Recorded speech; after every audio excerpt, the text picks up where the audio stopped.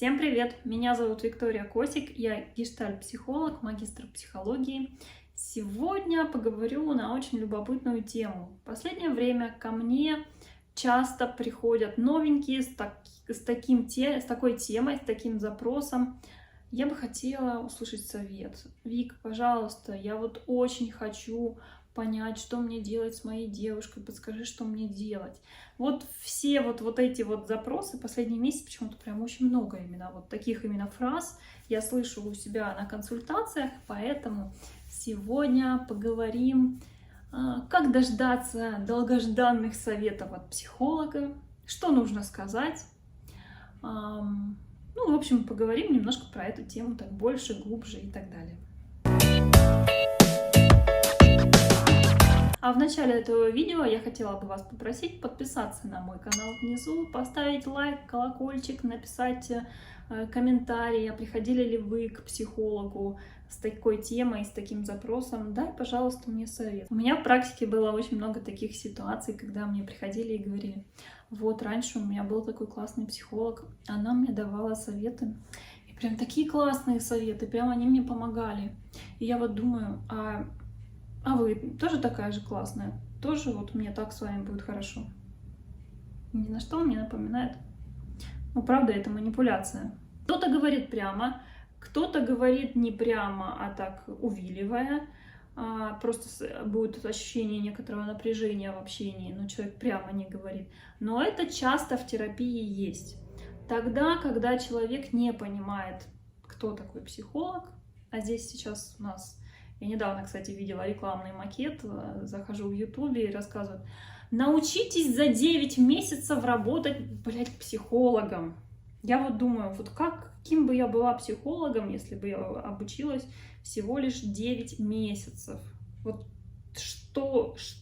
какие бы услуги я предоставляла. Причем там рекламный макет такой был: зарабатывайте 10 тысяч рублей за 50 минут и пройдите обучение за 9 месяцев.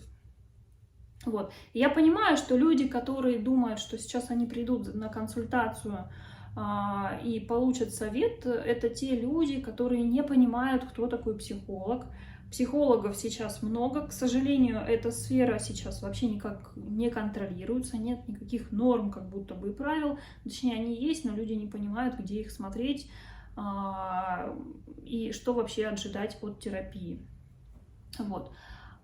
Дальше я хотела бы рассказать, почему на самом деле все-таки психолог не имеет права давать советы. Во-первых, по этике психолога, психолог не может вам прямо так сказать, что я считаю, что тебе нужно развестись со своим мужем. Это сразу будет нарушение этики, это сразу... То есть есть организация, в которую вы можете, смотря в каком подходе работает ваш психолог, вы можете подать в этическую комиссию этого подхода.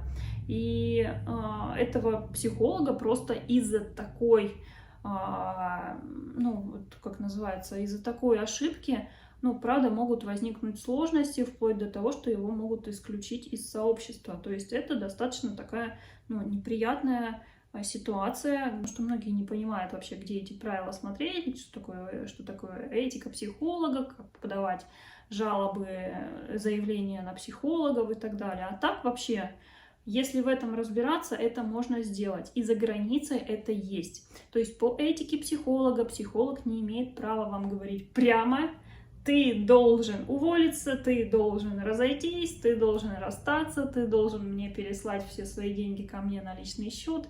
Вот, то есть психолог не имеет права вам по этике давать советы. Вообще, про что это может говорить, если человек приходит и просит, чтобы психолог дал советик? Это говорит про то, что первое, что человек хочет получить некоторый интроект, и вообще он привык к такому формату общения, где есть какой-то гуру, что есть какой-то суперумный человек, какая-то мамская фигура, которая все знает. Ну, такое мышление черно-белое. Этот умный, этот тупой. Вот понимаете, да, такая полярность есть здесь. Вот. И поэтому я сейчас приду к психологу, я получу правильную формулу, правильные слова, и мне скажут, как мне правильно жить, и все.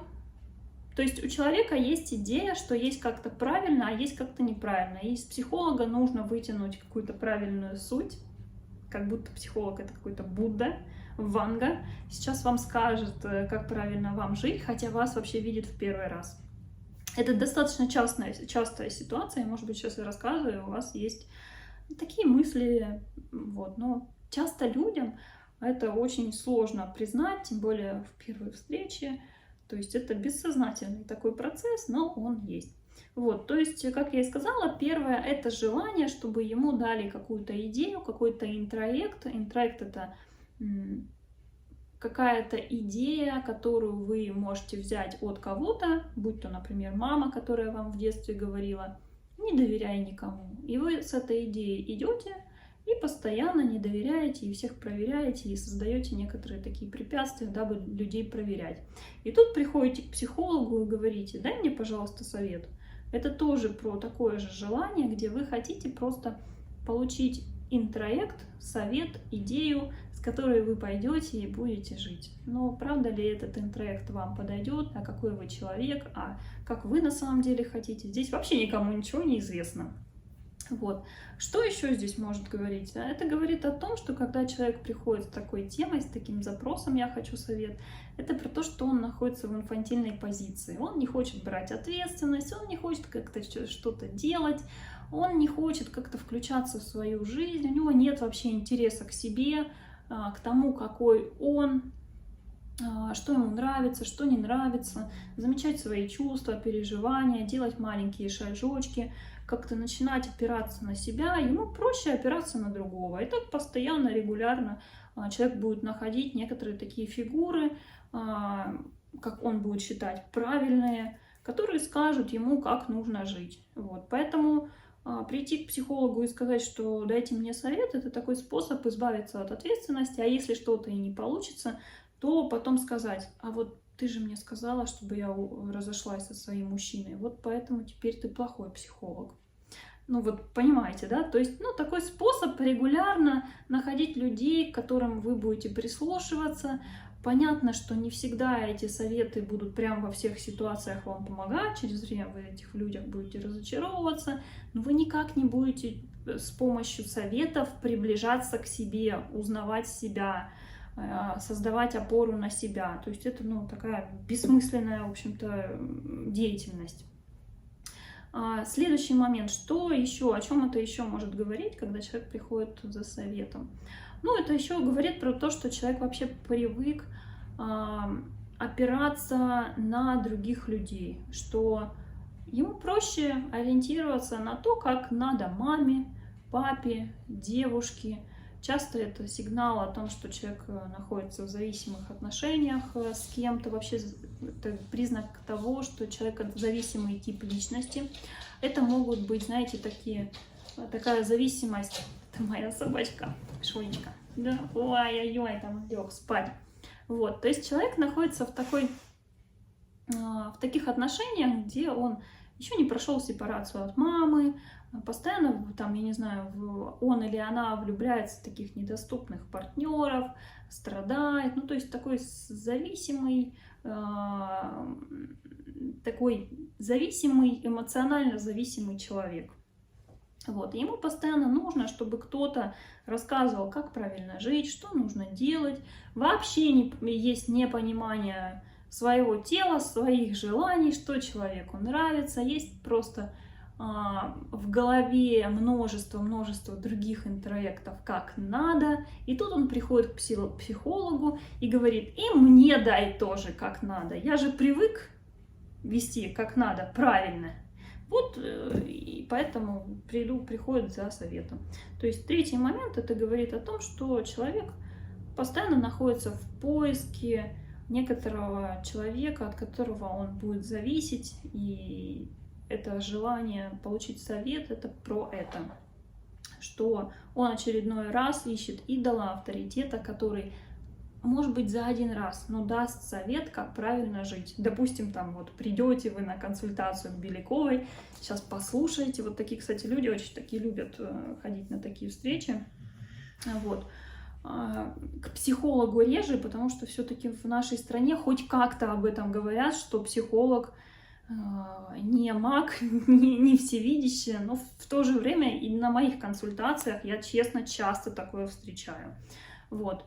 Но я уверена, там 100% таких людей приходят к вот таким вот гуру по медитациям, по каким-то быстрым заработкам, где клиент, который записывается на такие консультации, регулярно ищет такую фигуру, которая скажет, как надо, как правильно. О чем еще может говорить идея от клиента, что он хочет получить совет от психолога? Про то, что он боится близости, про то, что он боится приближаться, про то, что он боится выстраивать близкие отношения, привыкнуть к этому психологу и как-то начать испытывать какие-то эмоциональные переживания в процессе терапии. И тогда есть множество способов избегать этого. Постоянно находить оправдания. У меня нет денег, у меня нет времени, я заболел, я опоздал, да машина сломалась, да я попал в аварию. Там, в общем, историй прям много, вагон и тележка. Вот. И сюда же относится про то, что дайте мне книги почитать, а дайте мне совет. Это все туда же.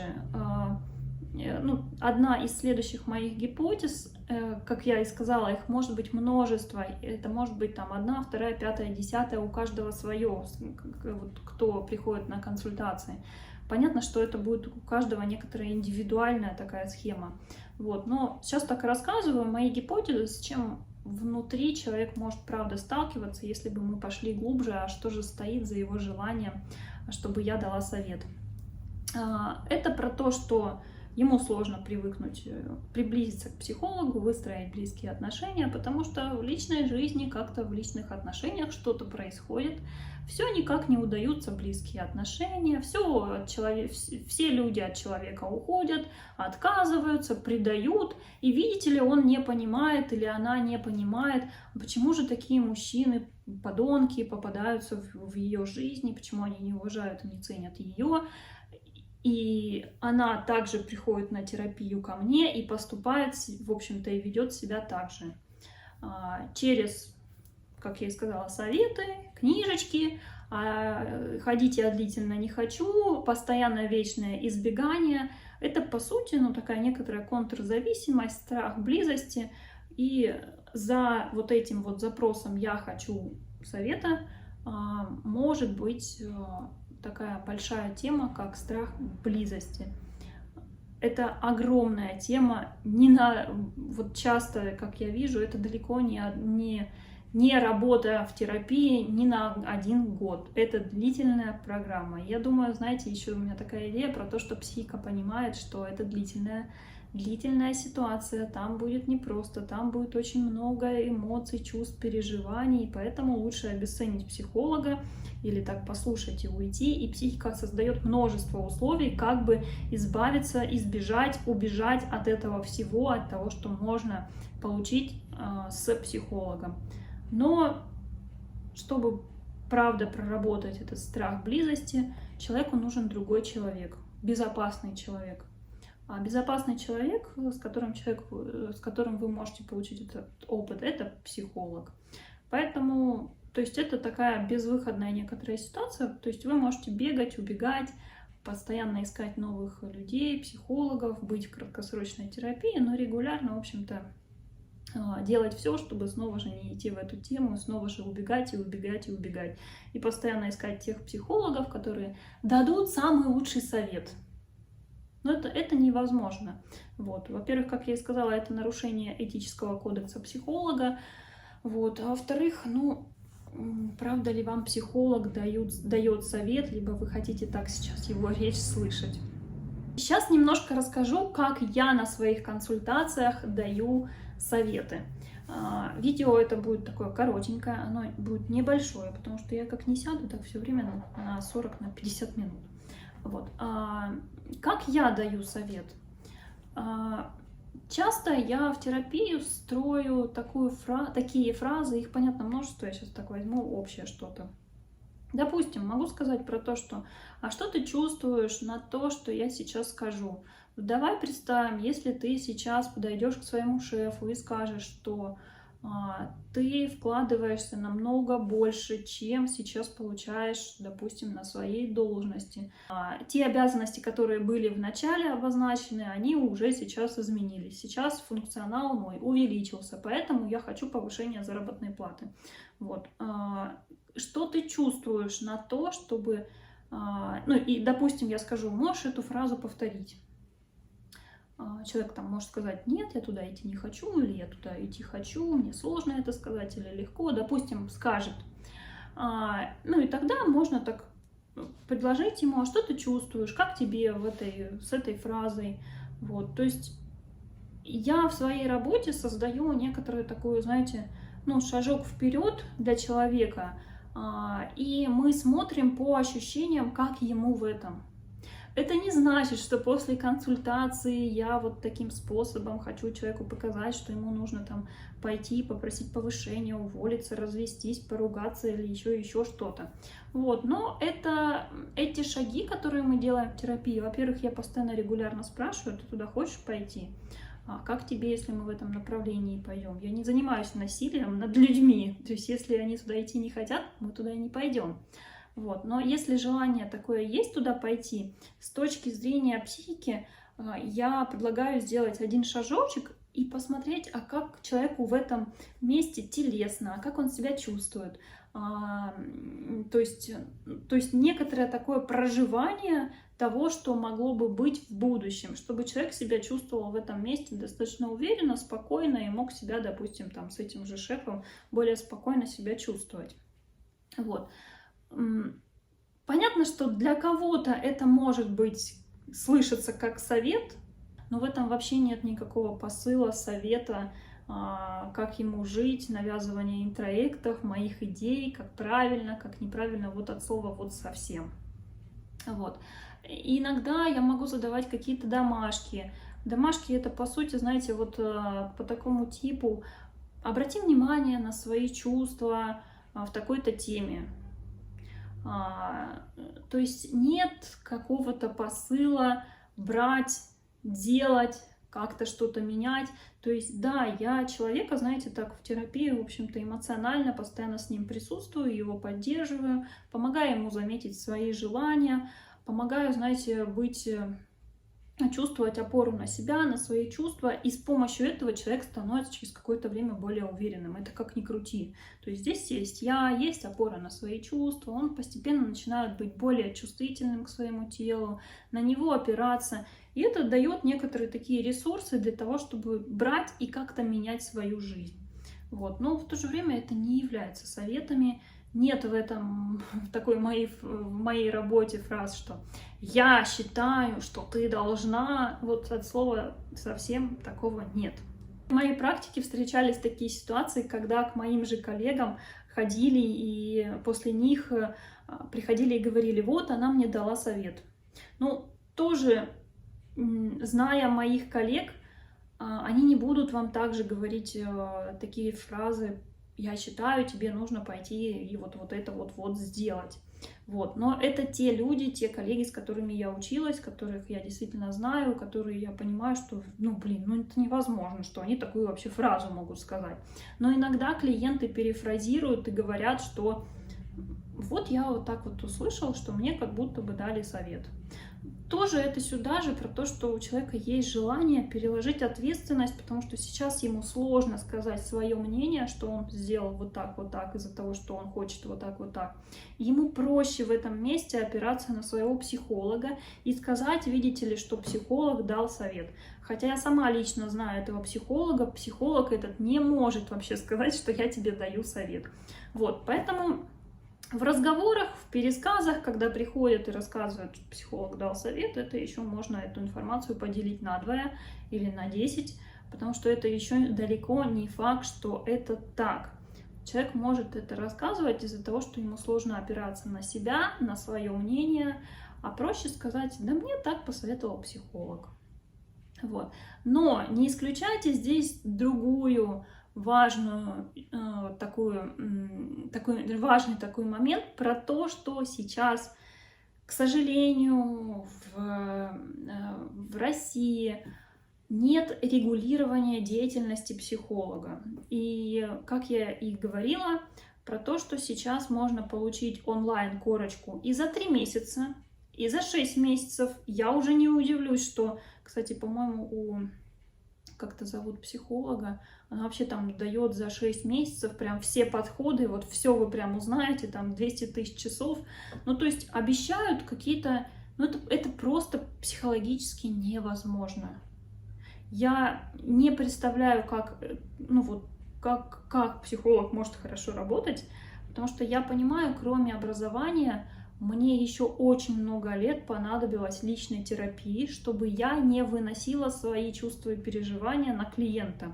Когда, допустим, он мне что-то будет напоминать, я в этом месте привычно, если бы я не работала со своим личным терапевтом, психологом, я бы привычно начинала там или агрессировать, или на него нападать. То есть если бы я не была проработана, вот какая была бы там работа моя? Ну просто нулевая. Какая была бы моя работа, если бы я не ходила на квалифицированные, качественные супервизии по тому, как работать с клиентами, еще дополнительно к личной терапии? Да тоже никакая. То есть любая какая-то ситуация, где там перенести консультацию, сложности с границами, с правилами, со стороны себя сложно увидеть, тем более, когда ты начинающий психолог, там обязательно должна быть несколько лет супервизия регулярная, каждую неделю посещение группы, тройка, супервизия под тройкой. И к чему я это все говорю? Про то, что сейчас очень много психологов, которые получили какие-то вот странные дипломы в дистанционном формате и типа а-ля имеют право вести свою практику. Вот. Я думаю, может быть, через время записать видео, как понять, что психолог действительно квалифицированный, что к нему можно идти, потому что сейчас нет органа, как я и говорю, который этим занимается, который это все контролирует, и даже вот эти сайты, агрегаторы, через которых можно найти психолога, это не гарант того, что будет психолог качественно и профессионально оказывать услуги. Вот, поэтому, может быть, через время я запишу это видео. Здесь сейчас об этом я рассказывать не буду, но стоит обратить внимание на то, что, правда, есть неквалифицированные психологи, есть психологи, которые получили корочку за 3 месяца, и, правда, они, возможно, я не знаю, я с ними не сталкивалась, я просто вижу постоянно рекламные макеты такие, и думаю, ё-моё, что ж там такое происходит, чему же там учат? Кстати, может быть, пойти даже послушать, поржать. Вот. И я не удивлюсь, что такие люди, правда, когда к ним приходят на терапию, они говорят, так, открывают учебник Лобковского, советун, так, чтобы, если тебе что-то не нравится, скажи. Если тебе что-то нравится, скажи. И вот по такой, в общем-то, схеме так и работают. Плюс к этому же ставят стоимость консультации, там, допустим, какой-то небоскребная 50 тысяч рублей 50 минут, вот, потому что они понимают, что дальше клиенту объяснять нечего, схемы нет, что такому психологу могут дать даже за год. Там нет схемы, как работать с клиентами. Ну, вот ее не будет. Там даже базы, получается, не будет. То есть истории психологии, Выгодский, Ананьев, Фрейд, там не будет человек вообще этого изучать, там времени просто не будет на это. Еще где взять практику? Вот, поэтому, возможно, правда, такие психологи есть, которые прям дают прямо советы. Я думаю, такие психологи будут ставить огромный чек, ну, огромный прайс на свои консультации, потому что таких людей с инфантильной идеей, с людей, которые хотят найти очередную такую авторитетную фигуру, роль мамы, которая скажет, как правильно. Такой, знаете, ну, такой человек с зависимым типом привязанности, как я и говорю, который хочет регулярно искать, на кого же можно было опереться. Вот. И они будут и приходить на такую рекламу, где советует психолог, и где даже можете видеть на сайте, где психолог рекомендует и рекламирует свои консультации, вы можете увидеть даже в рекламных макетах про то, что приходите ко мне на консультации, я вам скажу, как правильно, я вам дам совет, вы 100% увидите результат, в ваших отношениях или в вашем доходе. Это, кстати, еще